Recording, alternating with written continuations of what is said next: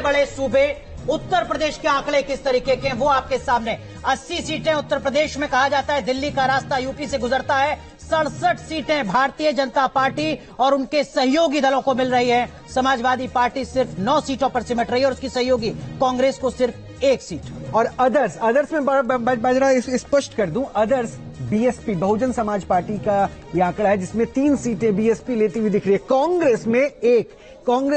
मैं एक प्रतिक्रिया राहुल जी इस पे आपसे ये लूंगा, कांग्रेस में एक, ये एक रायबरेली देख रहे हैं या अमेठी देख रहे हैं? जाहिर है ये तो रायबरेली ही होगी। हाँ, अमेठी इसमें नहीं हो सकती, मुझे नहीं लगता। अमेठी अगर होगी तो बहुत बड़ा आश्चर्य होगा ये, लेकिन ये रायबरेली है, ये हम मान के चले। संभावनाएं भी, उसके कारण भी सबको पता है। तो उसमें वो सबसे अगर पारिवारिक सीट अगर है कांग्रेस की कोई उत्तर प्रदेश में, तो अमेठी से पहले रायबरेली है। तो वहां पर अब राहुल गांधी भी वहां गए हैं, तो इसके ये भी कोई किस कारण से गए हैं ये भी हमको बहुत स्पष्ट है। और वहां उनके लिए सामने जो चुनौती है वो भी उतनी कड़ी नहीं थी। यहाँ अमेठी में जो चुनौती थी इनकी स्मृति ईरानी की, उससे बचने के लिए ही वो रायबरेली गए हैं। तो जाहिर है कि वो एक बेहतर, ज्यादा सुरक्षित सीट थी, तो मान सकते हैं कि ये लेकिन मनोज सर, अगर एनडीए को उत्तर प्रदेश में 67 सीटें मिल रही हैं तो इसका मतलब भी कि इंडिया गठबंधन की जो सारी रणनीति थी, जिसमें ये कि यादवों को कम से कम टिकट दिया जाए, मुसलमानों को कम से कम टिकट दिया जाए, वो सारी रणनीति ध्वस्त हो रही है। देखिए, यूपी में 2 बड़े फैक्टर हैं। मोदी तो फैक्टर है ही है, लेकिन वहाँ एक और एडिशनल फैक्टर है, वहाँ के जो चीफ मिनिस्टर हैं उनका, योगी का काम वहाँ काफी अच्छा है। लॉ एंड ऑर्डर जो पहले एक बहुत बड़ी समस्या होती थी, आज यूपी में वो समस्या नहीं है। सोशल सिक्योरिटी की जितनी भी स्कीम्स हैं, सोशल वेलफेयर की जितनी भी स्कीम्स हैं, उनका यूपी में इम्प्लीमेंटेशन बहुत अच्छा है। अगर हम वहाँ इंफ्रास्ट्रक्चर की बात करें तो यूपी में जहाँ पहले टूटी फूटी सड़कें होती थी, इंफ्रास्ट्रक्चर वहाँ उसकी पोजीशन काफ़ी इम्प्रूव हुई। इलेक्ट्रिसिटी की बात करें तो पहले के मुकाबले इलेक्ट्रिसिटी काफ़ी ज़्यादा इम्प्रूव हुई और एक बहुत बड़ी फॉलोइंग है। और अगर राम मंदिर की बात करें तो राम मंदिर का भले ही बाकी जो स्टेट्स हैं वहाँ इतना ज़्यादा इम्पैक्ट ना हो, लेकिन यूपी के कुछ पॉकेट्स में उसका इम्पैक्ट काफ़ी ज़्यादा है। तो यूपी में 2 फैक्टर हैं, मोदी फैक्टर और उसके साथ साथ योगी। तो मुझे लगता है कि ये 2 फैक्टर जब सामने आए तो बाकी सारी इक्वेशन उसके साथ अपने आप ही खत्म हो गई, ध्वस्त हो गई बाकी सारी चीजें। एनके सिंह साहब, ये पॉइंट जरा देखिए, मैं समाजवादी पार्टी को देख रहा हूँ 9 सीट और अदर्स में चूंकि हम बीएसपी को दिखा रहे हैं 3 सीट, यानी 2019 में ये आपस में मिलकर थे तो बीएसपी ज्यादा सीटों पे थी। इस बार समाजवादी पार्टी को आप मतलब अच्छे परफॉर्मर के तौर पर मान रहे हैं क्या?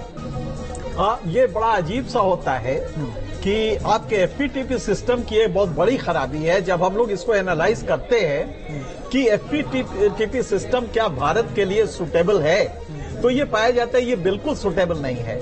आप अगर गौर से देखें तो जितने वोटों पे दक्षिण भारत में एक राज्य कुल वोटों की संख्या जो होती है उस पे वो 30-40 सीटें ले जाता है लोकसभा की, उसके 3 गुने पे भी यूपी में एक पार्टी 5 सीट नहीं पा पाती है। तो ये एक पैराडॉक्स है। यहाँ पे यूपी में जो मनोज जी ने कहा है, इसमें सिर्फ ये ऐड करना है कि अकेला स्टेट है पूरे देश पे जिसमें कि राज्य के जो कार्य हैं वो पॉजिटिव रूप से वोटर को लोकसभा में भी बीजेपी को वोट दिला रहे हैं। हरियाणा बिल्कुल उल्टा है इसका।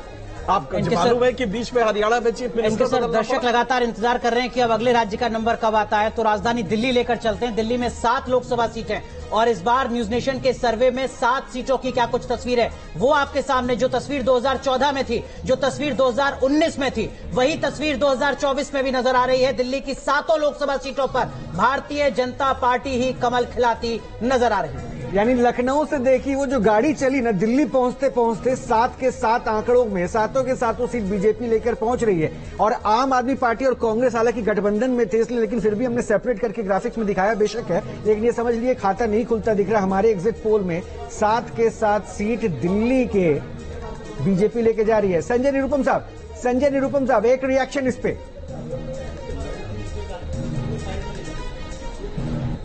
देखिए, दिल्ली में पिछले 2 चुनावों से आप नतीजे देख रहे हैं। राज्य के चुनाव में संजय जी माफ कीजिएगा, मैं आऊंगा आपके पास। जरा दर्शकों को उत्तराखंड और दिखा दें। उत्तराखंड में 5 लोकसभा सीटें, 5 पर ही कमल खिल रहा है। इस वक्त की बड़ी खबर, न्यूज नेशन के सबसे बड़े सर्वे में उत्तराखंड राज्य के आंकड़े आपके सामने।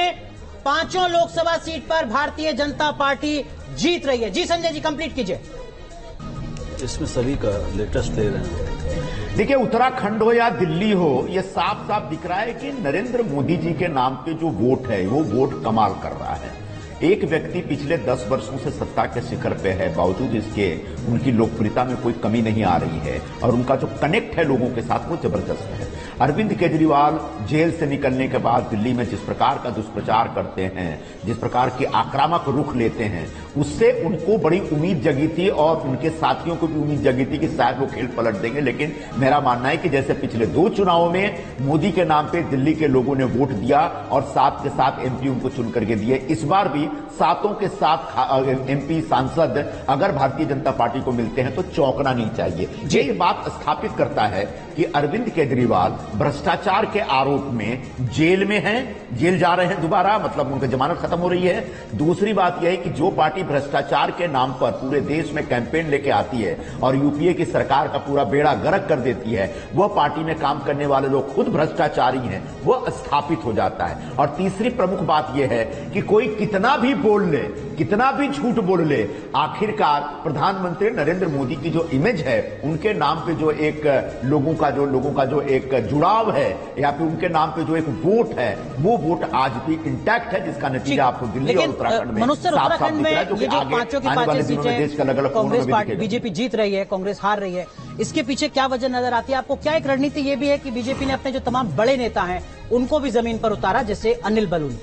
देखिए, ऐसा है कि बीजेपी ने अपनी पूरी ताकत तो वहाँ लगाई, प्रधानमंत्री वहाँ गए, योगी जी वहाँ गए, लेकिन इसके साथ ही साथ अगर जो बीजेपी का जो मेन एजेंडा है एक नेशनलिस्ट वाला, तो उत्तराखंड में क्या है कि काफी ज्यादा लोग वहाँ आर्मी में हैं, तो एक जो राष्ट्र तो ऐसे में जो नेशनलिस्ट फीलिंग होती है वो वहाँ के लोगों में काफी है। तो यही कारण है कि लोकसभा में अगर आप देखेंगे, चाहे वो पिछला लोकसभा इलेक्शन हो या उससे पुराना लोकसभा इलेक्शन हो, तो बीजेपी को वहाँ लोकसभा में ज्यादा सीटें मिलती हैं। जी, मध्य प्रदेश और छत्तीसगढ़ के भी आंकड़े हम दिखा देते हैं, चर्चा हम लगातार करते रहेंगे, क्योंकि देखिए जिस तरह से जहां जहां पे उम्मीद बीजेपी लेकर चल रही थी, क्या उस उम्मीद के सारे वो उड़ान भर पा रही है? बीजेपी 28, मध्य प्रदेश के ये आंकड़े हैं, बीजेपी 28, कांग्रेस का यहाँ खाता खुलता दिख रहा है 1। वो कौन सी सीट? छिंदवाड़ा।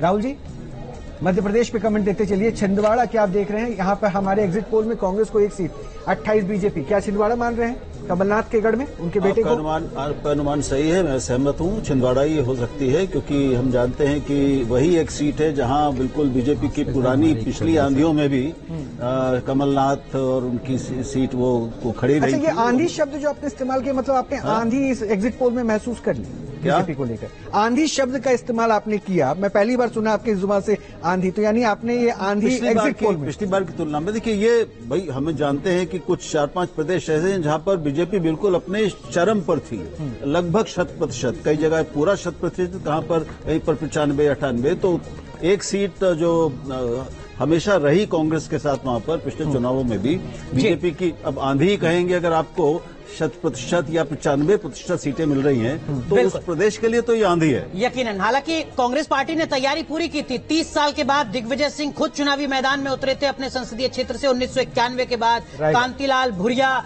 मानकर चल रहे थे कि वो जीत जाएंगे, लेकिन यहाँ लगता है कि सिर्फ एक ही सीट पर खाता है। हमारे साथ सुब्रत पाठक साहब जुड़ गए हैं। सुब्रत साहब, आपको आप शुभकामनाएं भी देंगे, लेकिन उससे पहले जरा छत्तीसगढ़ के आंकड़े एक बार जरा दिखा दें अपने दर्शकों को। छत्तीसगढ़ की तस्वीर किस तरीके की है? देखिए, छत्तीसगढ़ में कुल सीटें 11 और 11 में 10 सीटें भारतीय जनता पार्टी जीत रही है और 1 सीट वो जिस पर कांग्रेस पार्टी यहां पर जीतती हुई नजर आ रही है। तो छत्तीसगढ़ में 11 में से 10 सीटें भारतीय जनता पार्टी के खाते में जा रही है। सुब्रत पाठक साहब, हमने उत्तर प्रदेश का आंकड़ा भी दिखाया था, 67 सीटें भारतीय जनता पार्टी जीत रही है। सुब्रत पाठक साहब का भी नाम उसी में है?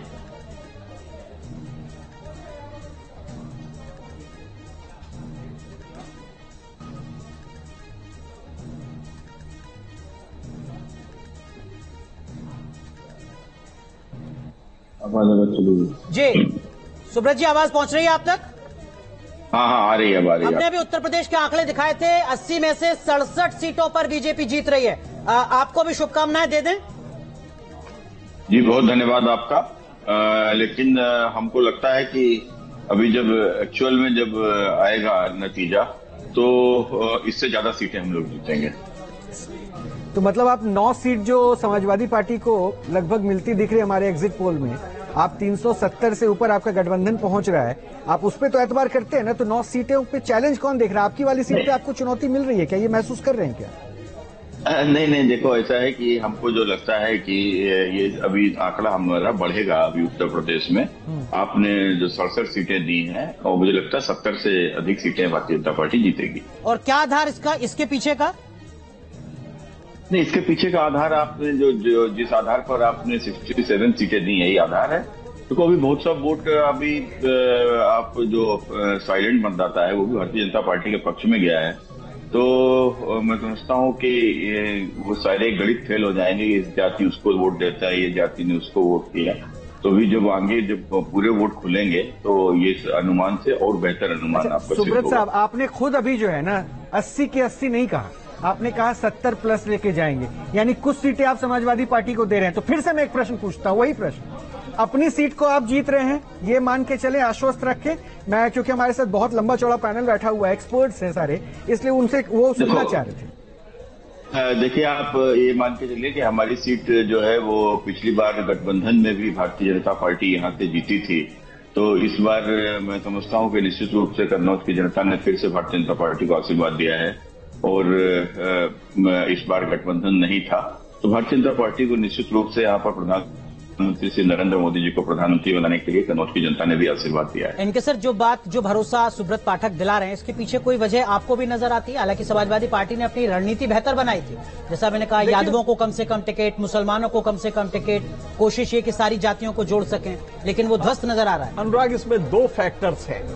एक तो बात इसमें कोई दो राय नहीं है कि अकेला राज्य है जहां पे राज्य के अपने इन्फ्लुएंस को, राज्य के जो अपने काम है उसका पॉजिटिव इंपैक्ट नेशनल इलेक्शन में पड़ रहा है, लोकसभा चुनाव में पड़ रहा है। Law and order, comparatively organised crime को अगर आप लेंगे तो लॉ एंड ऑर्डर बेटर हुआ है, डिलीवरी फास्ट हुई है, क्योंकि राज्य के पास सिर्फ डिलीवरी होता है, प्रोग्राम्स तो केंद्र के होते हैं, डिलीवरी राज्य करता है। तो यूपी में वो डिलीवरी अच्छी हुई है, इसमें कोई दो राय नहीं है।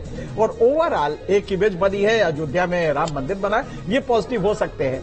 लेकिन शायद जो लोग बीजेपी के नहीं समझ रहे हैं वो ये है कि एक अपोजिशन यूनिटी का माहौल अगर कहीं ज्यादा सबसे दिखाई दिया है तो वो यूपी में। आप इसको भूल जाएं कि समाजवादी पार्टी और बीएसपी पिछली बार साथ लड़ी थी, लेकिन इस बार अपोजिशन यूनिटी का जो एक माहौल बना है वो यूपी में रहा है। इसलिए हम ये कह सकते हैं, जो हमारा सर्वे है वो भी यही बता रहा है कि आप पिछले साल का रिटेन करेंगे, बल्कि 3-4 बढ़ेंगे भी। अदरवाइज और ज्यादा बढ़ सकता था, लेकिन ये डिलीवरी चूंकि स्टेट गवर्नमेंट की भी पॉजिटिव गई है और लॉ एंड ऑर्डर वगैरह एक बड़ा फैक्टर रहा है, इसलिए इसका भी फायदा मिल रहा है बीजेपी को, जो कि अन्य राज्यों में नहीं मिलेगा। आप देख रहे हैं हरियाणा में नहीं मिल रहा है, हरियाणा में नकारात्मक है बीजेपी के लिए, जबकि वो शासन में थी, उसके चीफ मिनिस्टर जो थे उनको बदलना पड़ा था। तो हमें लगता है कि कुछ राज्य हैं जहां की राज्य की चीजें नेगेटिव जाती हैं, कुछ राज्य में पॉजिटिव जाती है, यूपी उनमें से एक है। 2 और राज्य दिखा देते हैं, गुजरात और राजस्थान। उसका संजय निरुपम साहब से भी एक प्रश्न रहेगा, गुजरात और राजस्थान में क्या कुछ हो रहा है? तस्वीर देख लीजिए। सबसे पहले गुजरात, 26 सीटें, 26 में 26 बीजेपी के खाते में, ये मान के चल रहे थे मनोज सर, ये मान के चल रहे थे 26 में 26। हाँ, देखिए, वो तो प्रधानमंत्री जी का अपना स्टेट है और वहाँ गवर्नेंस हमेशा से ही ठीक था, तो और वहाँ बीजेपी के सामने कोई बहुत बड़ा चैलेंज है नहीं। अनुराग, राजस्थान का बताइए। बिल्कुल, राजस्थान की तस्वीर क्या कुछ है न्यूज नेशन के इस बड़े सर्वे में, वो जरा आपको बताते हैं। 25 सीटें हैं कुल राजस्थान में और 22 सीटें भारतीय जनता पार्टी के खाते में। कांग्रेस, उसका गठबंधन 3 सीटों पर नजर आ रहा है। 25 में से 22 सीटें यहां राजस्थान में भारतीय जनता पार्टी को मिल रही हैं। राहुल सर, जो चर्चा हम कुछ देर पहले कर रहे थे कि बीजेपी के सामने ये बड़ी चुनौती होगी कि दिल्ली, राजस्थान, मध्य प्रदेश, ऐसे जो राज्य हैं जहां पर लगभग क्लीन स्वीप जैसा किया था, उसको मेंटेन करे बीजेपी, ऐसा नजर आ रहा है सर? हाँ, एक आध सीट का नुकसान उसमें लग रहा है, लेकिन कुल मिलाकर ट्रेंड वही है। राजस्थान